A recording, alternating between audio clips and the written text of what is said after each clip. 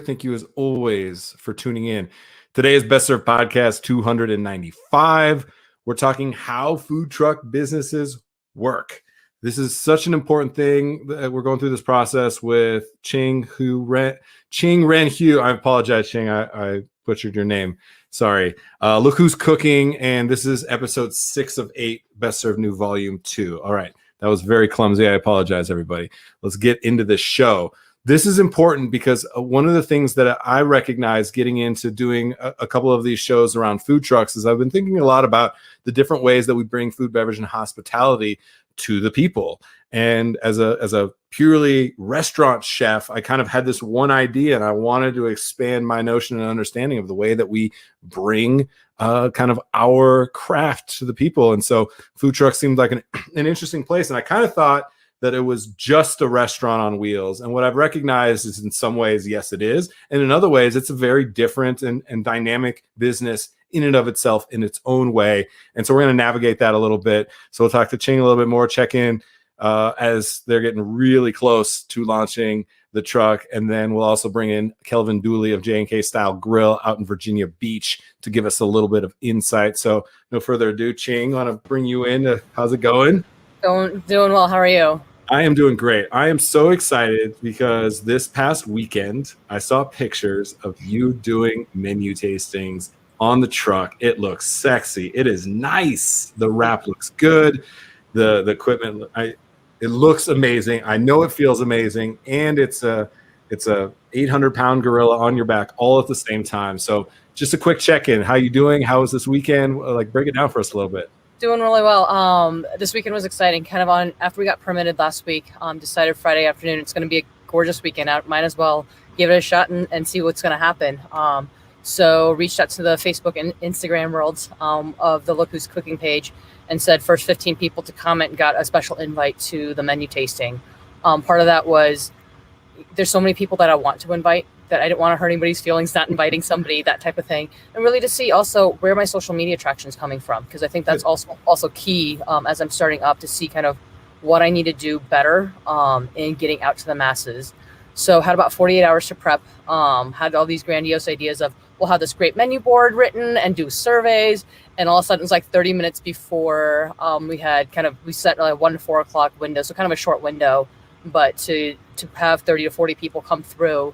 And all of a sudden I was like, oh crap, I need to get food on the truck, like all the loading in and out, that type of thing. Just feed the people, forget about everything else. Understood. Sending Janice back into the kitchen multiple times, like, crap, I need this, I need that, that type of thing. But it was super fun to fire up the equipment, actually serve off the truck, figuring out the nuances of where things are located, what other additional equipment that I need to be able to execute a service successfully. I am so happy.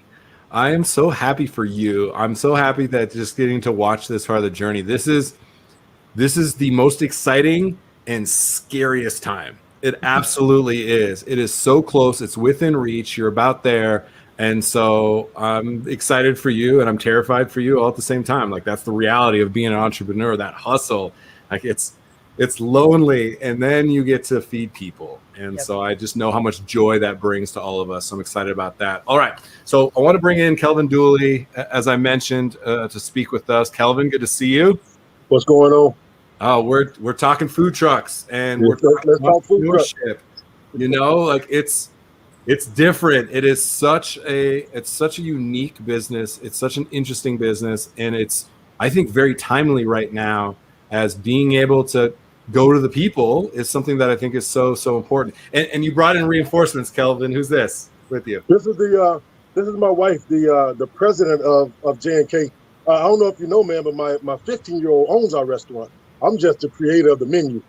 Oh, I like that a lot. So you're actually the third boss. It makes a lot of sense, right? We talk about that in my family. There's the little boss, there's the big boss, me, and then there's the real boss, my wife, right? So respect. I absolutely understand that. Well, I appreciate that. So family legacy. This is something we talk about on the show all the time. I'm 5th generation. We've had restaurants for 121 years, nonstop. We're crazy. We're in it. Ching is really, really focused on her family's legacy and being Chinese immigrants and what that meant for their journey and how they're she's presenting their culture through the food truck. So I'm fascinated in that. Give us a little background, kind of tell us a little bit about the trajectory of J&K Style Grill and kind of where you guys are at today. So J&K Style Grill, man, the creation of majority of all our product was created back in '96, which I started with the waffle burger back in 1996. At the time, it was the actual pancake burger. But then 6 years ago, I was working for Panda Express, and I heard Mr. Steve Harvey do a jump speech where it says, sometimes you just got to jump and know that your parachute ain't gonna open as soon as you jump off that cliff, but just know that before you hit the ground, the parachute's gonna jump. Wow. I mean, the parachute's gonna open. So I called my wife and I said, you know what? I think it's time for me to quit my job and let's just start the journey.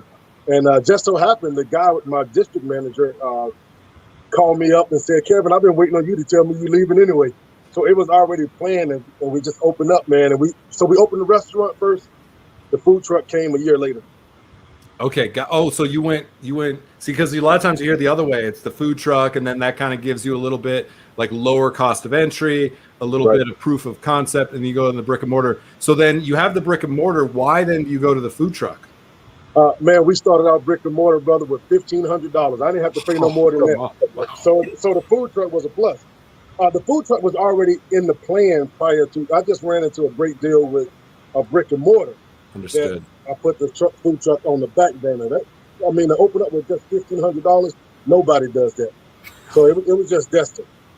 No, I don't think that's advice you'd give somebody else now, is have $1,500 in the bank and get in it. But that's the entrepreneurial life. You just go, you jump, and the parachute usually opens. Sometimes you hit the ground, and then you get back up and you go right back up again. We're gluttons for punishment as entrepreneurs and in this industry specifically, for sure. So, okay, I love that. So now you've gone through it. You've gone through the fire. You know the place that Ching is at right now, doing the menu tastings, getting to that point.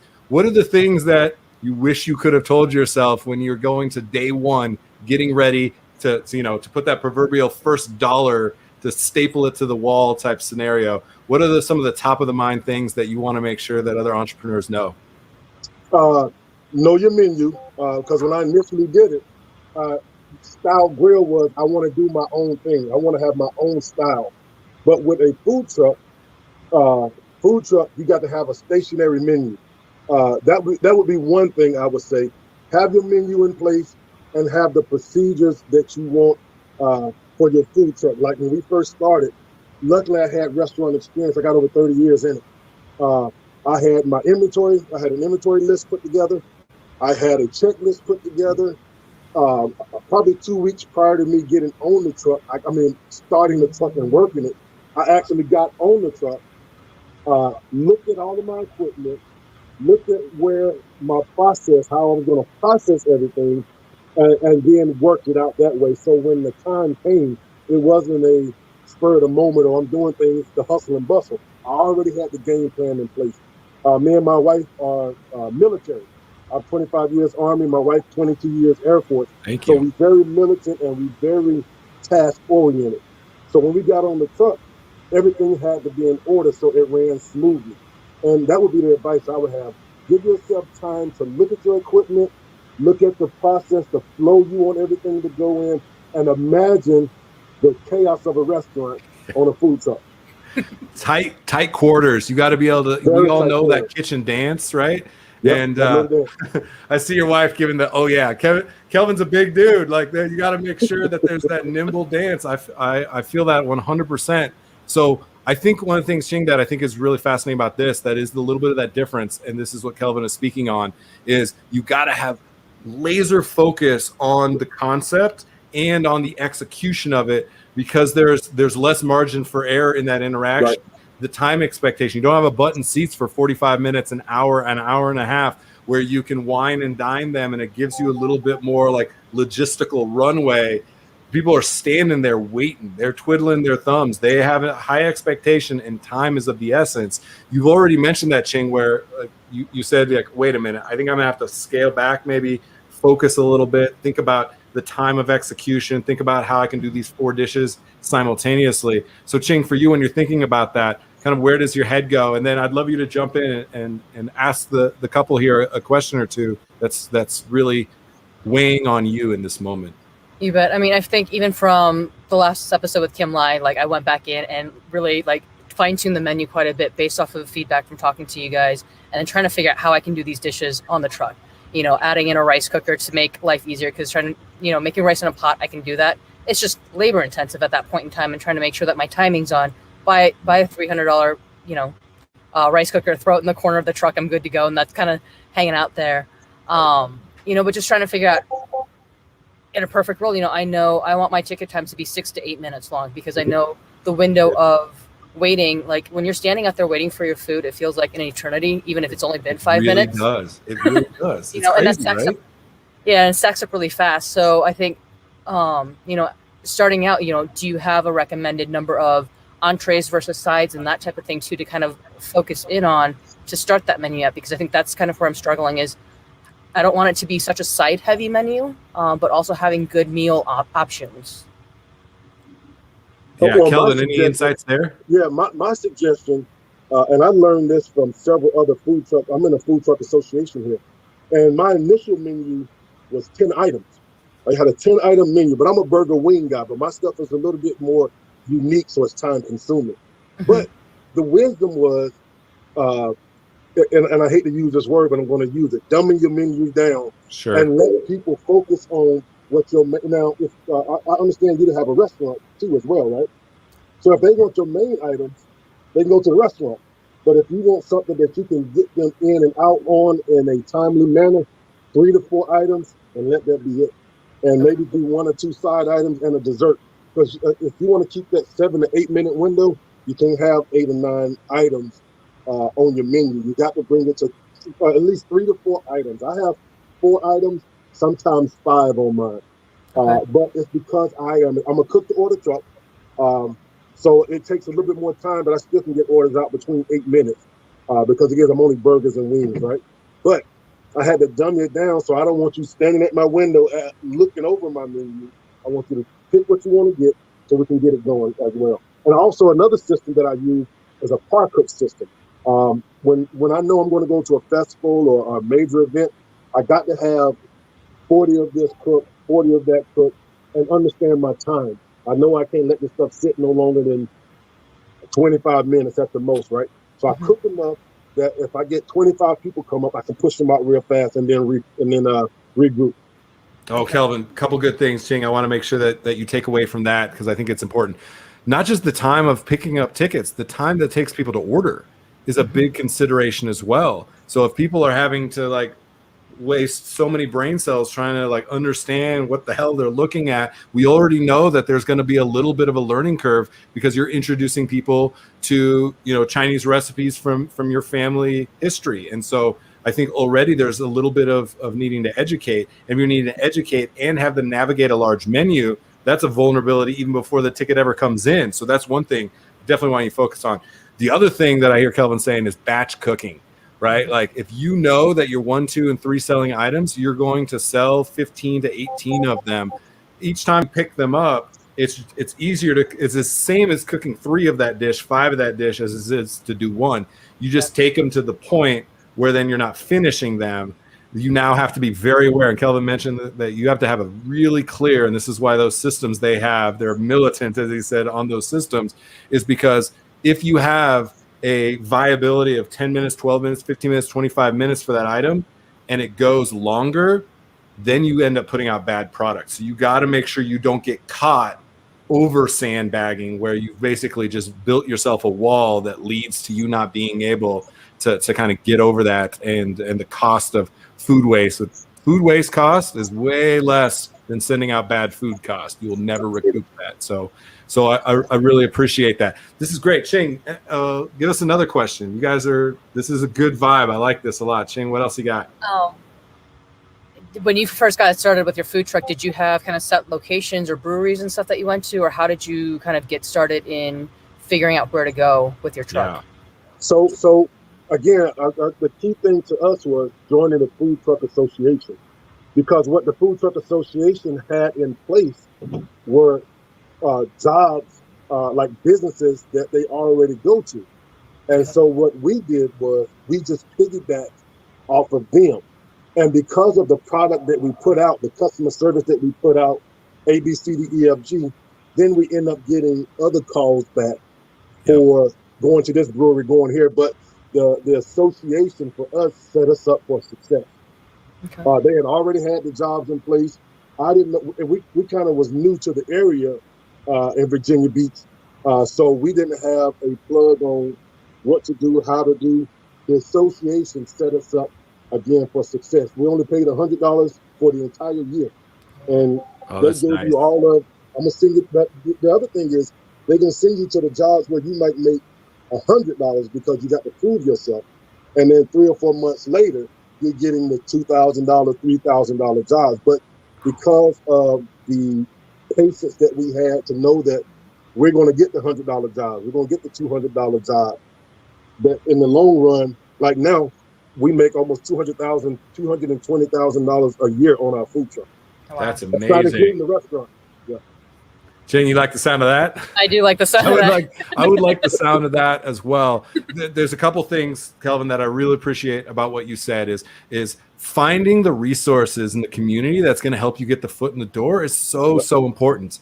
And you're still going to have to do hand-to-hand combat to make sure that you earn that business for that one transaction, that one customer, and everybody else, because people talk, and that's what you want. You want them going, you need to get those wings. You need to get that dish. You need those lotus chips. Like, that's going to be super important for you, is to kind of navigate both of those things thoughtfully. So Kelvin, Ching has a great network of people. So I feel really, really good about that. And you're going to have to know that in each interaction, even if you make $100, it needs to feel like a win for you. And that's hard. When you're grinding and you're barely making ends meet, that's super hard. You have to stay diligent. You mentioned breweries, Ching. This is a big vulnerability. There's a little bit of animosity in the craft beer and food truck scene, because sometimes food trucks will come and then it's not busy and then they like take off. And I understand, like, you're just like, why aren't people coming? Like, you guys told me you were busy on Thursdays and you're not. Completely understand that that's an issue. Yet what you're doing is setting a foundation for the $2,000 day, for the $3,000 day. And so you have to put yourself in a position to struggle through those. It's the only way you're going to have that proof behind your brand. So I really appreciate that. Kelvin, I want to jump in with that. Like, I know you struggle with those $100 days. How do you stay the course when you're like, I don't see how we're going to make the money if this is the reality of what we're in this business? The first thing I think I said to you guys, when we had a game plan in place from day one, and knowing that I have to prove myself. That's in anything that we do in life. There's always going to be a proven process. So because I understood that, and I was wise enough to say, okay, we're gonna go to this job. I already know I'm only gonna make $100, maybe $200. I'm not gonna send employees out there. I'm gonna do it by myself. Or I might send me and my wife will go out, or me and my daughter will go out. I don't have to pay them late. I just have to sit there and deal with the monotony of not making any money, but I'm not spending out any money as well. Yeah. And I'm not bringing out a whole lot of profit. So, and then my wife said, to simplify the rules so that I'm not losing anything. I'm always getting. Every time I go out, I'm always getting. I can hear you. The sound was a little wonky. I want to recap, Kelvin, what you just said. So they had that game plan that I think was really important, really sticking to that plan and making sure that you controlled the cost that you could control and were very aware of that. You also spent as much time as possible investing in the success, whatever that meant for you. You made sure that you kind of stayed diligent. This is an interesting thing, Ching, when it comes to the plan. I talk about this a lot. I see too often in our industry two types of planners. There are and I say planners loosely, there are the bean counters that make a plan and cannot see the forest through the trees. Like, they just are so stuck on a plan. And it doesn't sound like that's what Kelvin's talking about. There's also the gunslingers. They're just like, I'm just going to get there and shoot until something's dead and then figure out the rest later. And both of those are vulnerabilities. What I think I like is like the football coach, where it's like you have a plan. You understand your strengths, your weaknesses, your opponent, so to speak, but your guest's strengths and weaknesses, and you play to those and you adjust in game based on the need, yet you stay focused on the overall game plan. You just might need to figure out how you kind of navigate the day in and day out, because every single day is going to be different in this business. Every single day is going to be a challenge and a struggle for sure. So I appreciate that. Ching, let's get one more out here before we let Kelvin back to work making some more wings for the day. Working for his son and his wife, which is a good place for Kelvin to be. I love it. What's something else that's top of mind for you that we could learn from Kelvin? When did you opt to hire for your food truck, as far as somebody other than yourself or your wife working on the truck and getting additional help? And was it like somebody from the restaurant that you cross-trained, or did you bring in somebody separate just to focus on the food truck? I brought in everybody that's ever worked in my food truck has worked in a restaurant first, because I want them to be used to me, the militant me, and what I want, right? Because they got to, and just like I said a second ago, I'm going to win. I never lose. I might learn, but I never lose. And the reason being is I bring in people that's going to capture my heart. So when I put them on the food truck and I'm not around, I know that they're going to do the things, do it the way I want to think. No exception.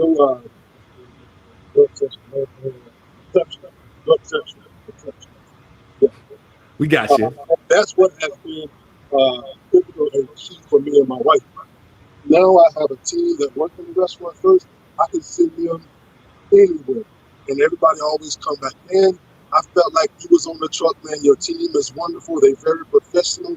The food came out such and such, because I put the time in, and me and my wife learned how to trust them as well as they trust our process. So I did the restaurant and then put them on the truck, because I wasn't going to just stick them out there and not know my personality or me and my wife's DNA. Yes, Kelvin. Ching, this goes back to something we've talked about. You have to instill your backstory. You have to instill your why.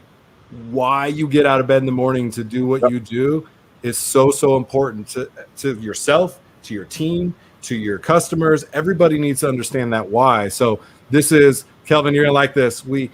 She's doing some fusion stuff. She's kind of taking some of the Chinese heritage and putting it into mediums that maybe are more contemporary, things like that, right? And one of the things that I said is, like, fusion can lead to confusion, right? Mm-hmm. And so we want to really say, like, how do we thoughtfully navigate that where they're still true to who we are, yet there's something interesting, playful, new, creative, right? And so we're trying to balance that. So one of the things that I said is, you have such a deep-rooted connection to these because of the family cookout, because of mom cooking that dish for you. So now what Ching has to do every time she hires somebody new is fly mom out to cook for them the original dish that inspired all other dishes, right? Because there is that connection to the heart.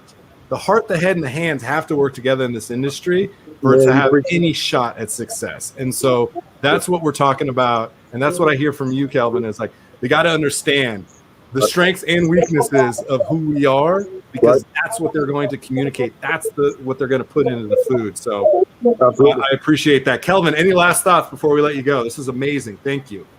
Well, my main advice is just don't lose focus. Have your game plan in place. Yes. Don't differentiate away from your game plan, and learn from these lessons. Don't call them losses, because you're going to run into some roadblocks. You're going to run into some things. Take a step back, breathe, write down. I've got a notepad. Every time there's a lesson learned, I need to write it down, so that I don't. So if I have to revisit it or I see it again, okay, I've already went through this. Let me go through my notes and see how I handled it this time. Because you got to know that you're not going to always be the one on the truck. And when something happens, they have to be able to maneuver as quickly as you would. So have a game plan in place, stay focused, and don't give up. It's amazing money out there on that food truck. Yeah, I want to hear that $220,000, Ching. I want to get you there. I like that number a lot. Kelvin, thank you so much. To you, your whole family. I know they're behind you literally and figuratively. So thank you so much for being on. Pleasure's all mine. Thank you, Kelvin. All right, Kelvin, you have a great day. We'll let you go. Cheers. All right, brother. Awesome. I love the energy. That's what you need. Like, don't give up. That's easier said than done. This is a hard industry. Like, you've been in the game for a while, and now you're jumping with no parachute. What an apt description that is what it feels like. So Good advice. That felt really good. A lot of good practical takeaways as well as some good feels during that one. Did that some good stuff you feel like you can implement? You bet. And it gives me, it's one of those, looking at different food trucks, like some of them have 5 items, some of them have 15 items, just trying to navigate what's going to feel right for us on the truck in the different menu items and giving a good variety. Because at the menu tasting, I was like looking at the menu, I'm like, well, 3 of the items have pork in them. So, Chinese. Every dish has Chinese, pork in it, right? Like, pork is such a popular and inexpensive protein as well. It's, right. When they were cooking back in the day, that was kind of the dominant protein source. So just kind of talking with mom and looking at some different recipes and what else I might want to do some testing while we're snowed in and whatnot. So that's probably what this weekend's going to bring. You know what? My favorite seafood dishes in Chinese cuisine have pork in them also. Like even the seafood dishes do. So yep. I think there's something there when he's talking about staying connected to kind of who he is, what J and K is all about, what the family is all about, is once again going to be, that's what people are presenting to the world. That's what people are presenting to your customers. Remember that people buy why you do what you do, not just what you do. And so the food is just the proof that you are who you say you are. And so I think that's going to again and again be the most important thing. Other big takeaway for me, the timing on the front end. We in the kitchen think about the timing of the pickups on the ticket times. And I feel really good about you being able to execute a 6 to 8 minute ticket time. The concern that I have now, thinking about the difference, you mentioned 5 minutes is like a lifetime standing over in the corner waiting for your food awkwardly. Did they call my name? Have they called your name? Did they call this number yet? Like there's a little bit more anxiety in the waiting for food and ordering process than a restaurant.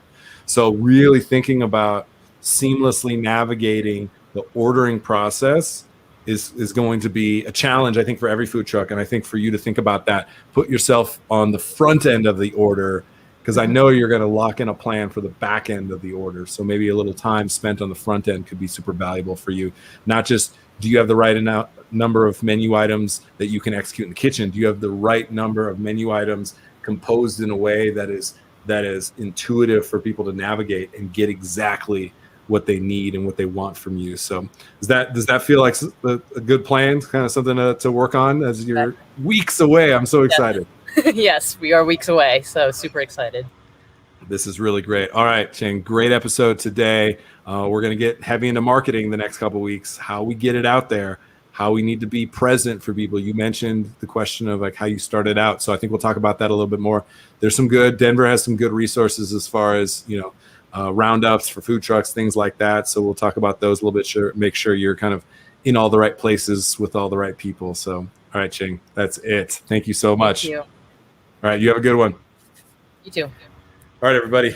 That is it for today's episode, Best Served Podcast 295. How food truck businesses work was an interesting question for me, because I've recognized that I didn't quite understand all the nuance of it. And that's why such a big takeaway for me for today was thinking about the order process on the front end, because it is very different than a restaurant. I think if you navigate that thoughtfully, I think you have a big opportunity. I want to see Ching get to that $225,000 a year in sales for Look Who's Cooking. That would be amazing. And I appreciate all of you for tuning in, all of the support that I know all of you will show to Ching, to Kelvin, to anybody who is willing to commit themselves to feeding their community. It matters. Thank you so much. Cheers.